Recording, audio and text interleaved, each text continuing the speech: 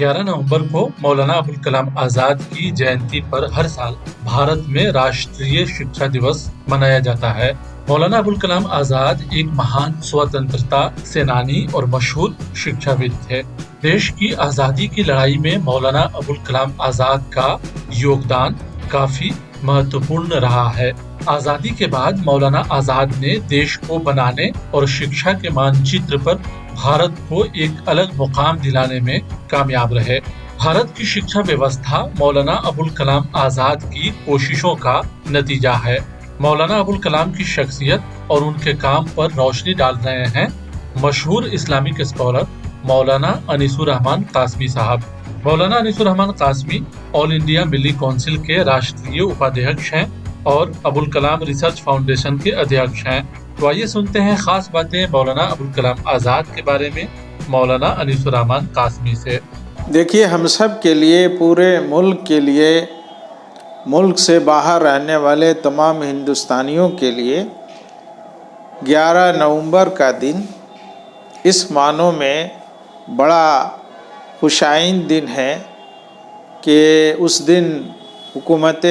بہار ہی نہیں بلکہ حکومت ہند نے مولانا آزاد کی یوم پیدائش کو یوم تعلیم قرار دیا ہے، اور ہم اس لیے بھی اس دن کو یادگار دن سمجھتے ہیں کہ مولانا ابوالکلام آزاد، جنہوں نے بہت ہی کم عمری میں تعلیم کی بہت اونچائی تک پہنچے تھے اور اونچی چوٹیوں کو سر کیا تھا، اور ابتدائی سے اپنی نوجوانی ہی سے اس چیز کو وہ سمجھ گئے تھے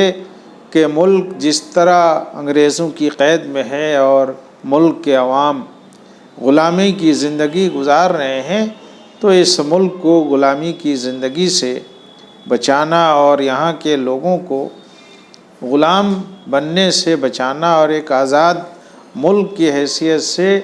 ان سب کو آزادی کا پروانہ دلانا ان کی نہ صرف قومی زندگی کا ایک فریضہ تھا بلکہ مذہبی طور پر بھی اس کو ایک فریضہ سمجھتے تھے۔ مولانا ابوالکلام آزاد اسلامیات کے، قرآن کے، حدیث کے اور فقہ کے بھی ایک بڑے عالم تھے۔ وہ بڑے علم تاریخ کے شناور تھے، عربی اور اردو ادب کے بڑی اونچائی پر پہنچے ہوئے تھے۔ ان کا عربی ادب کے جو بھی ان کے خطوط ہیں یا ان کے بیانات ہیں یا ان کی تحریریں ہیں، وہ ایک بڑا نمونے کی چیزیں ہیں۔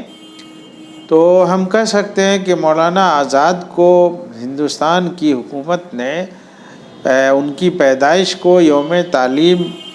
متعین کر کے کئی پیغام دیا ہے۔ ایک پیغام تو یہی ہے کہ مولانا آزاد اس ملک میں ہندو، مسلم، سکھ، عیسائی یعنی ملک کے تمام شہریوں کو آپس میں اخوت، آپس میں ہمدردی اور ایک دوسرے کے تئیں احترام اور تکریم کی لڑی میں پرونا چاہتے تھے، اور یہ ان کی زندگی کا مشن تھا۔ ان کا وہ مشہور جملہ ہے کہ اگر آسمان سے فرشتہ بھی آ کر کہے کہ آزادی کی یہ تمغہ لے لو اور ہندو مسلمانوں میں تفریق کو تھوڑے دنوں کے لیے برقرار رکھ دو، تو مولانا آزاد کے اپنے الفاظ میں تو نہیں لیکن میں کہتا ہوں کہ انہوں نے اس کا انکار کیا کہ فرشتہ بھی اگر یہ بات آ کر کہے تو مجھے منظور نہیں ہے۔ آزادی کو میں ٹال سکتا ہوں لیکن ہندو مسلم اتحاد کو کسی قیمت پر ختم نہیں ہونے دینا چاہتا ہوں۔ مولانا آزاد سیاست میں بھی بڑے اونچے مقام والے تھے۔ آل انڈیا کانگریس کے وہ 2 اور بلکہ 3 بار جو ہے صدر رہ چکے تھے۔ آخری بار جو تحریک کی چل رہی تھی آزادی کی 1942 سے لے کر 46 تک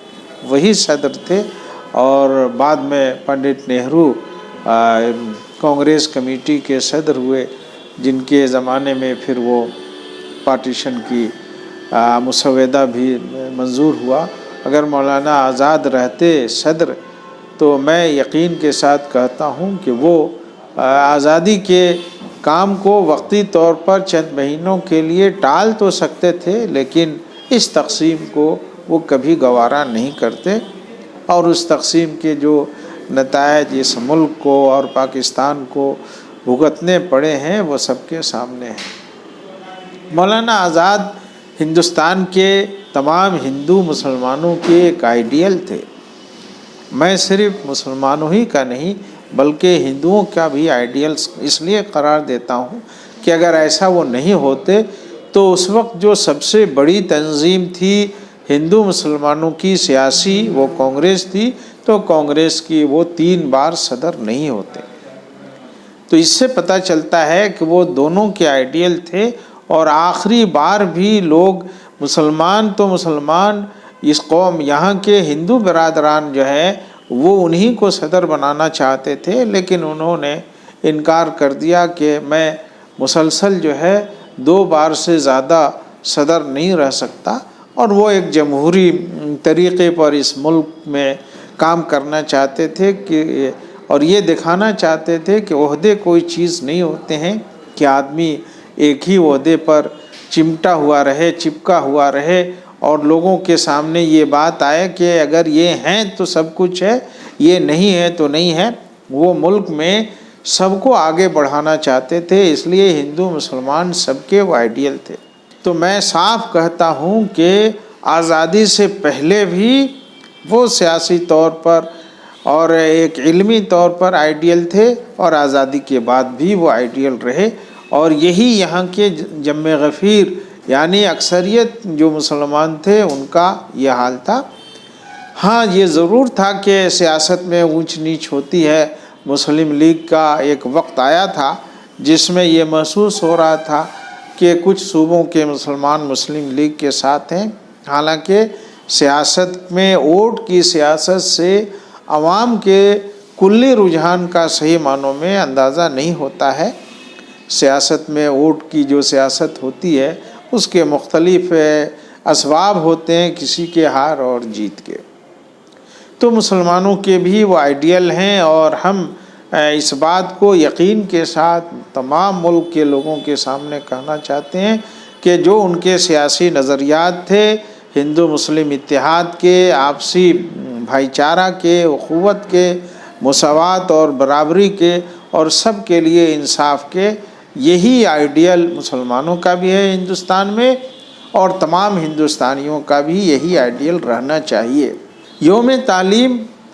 ان کے یوم ولادت کو یوم تعلیم مقرر کرنا یہ بھی ایک بڑی چیز ہے۔ جس کی سب سے پہلی ابتدا ہمارے بہار کے موجودہ وزیر اعلیٰ جناب نتیش کمار نے کی کہ 11 نومبر مولانا آزاد کی یوم پیدائش کو یوم تعلیم انہوں نے شروع کیا، اور بعد میں اس وقت کی کانگریس کی حکومت نے سینٹر میں بھی اس بات کو محسوس کیا کہ ملک کے لیے یوم تعلیم کا اعلان ہونا چاہیے، اور مولانا آزاد کے یوم پیدائش سے زیادہ موضوع کوئی اور دن نہیں۔ اس کی وجہ یہ تھی کہ مولانا آزاد ہی آزادی کے بعد وزارت تعلیم کے وزیر بنے، اور جتنی ترقیات تھیں، مستقبل کے جو بھی منصوبے تیار ہو رہے تھے، وہ مولانا آزاد کی سوچ کا اور ان کے کیبنٹ کے دیگر ساتھیوں کے سوچ کا وہ عملی نمونہ تھا۔ چاہے انہوں نے سائنس کے جو ادارے قائم کیے، کانگریس کے ادارے، یہ ہسٹری کے جو ادارے قائم کیے، یا زبان و ادب کے، کھیل کود کے جو ادارے قائم کیے، وہ سب مولانا آزاد کے قائم کردہ ہیں۔ UGC مولانا آزاد نے بنایا۔ تو ملک کے ایک خاص بات یہ تھی کہ وہ مستقبل شناس تھے، ان کی عادت تھی کہ وہ بہت دور کی دیکھتے تھے، اس لیے انہوں نے اس بات کو سمجھ لیا تھا کہ ملک میں جب تک تعلیم عام نہیں ہوگی، اعلیٰ تعلیم نہیں ہوگی، یہ ملک ترقی نہیں کرے گا۔ دیکھیے، جب ہم مولانا ابوالکلام آزاد کو اپنا آئیڈیل مانتے ہیں تو نہ صرف وہ ایک ہندوستانی کی حیثیت سے بلکہ وہ ایک عالم دین کی حیثیت سے بھی آئیڈیل تھے،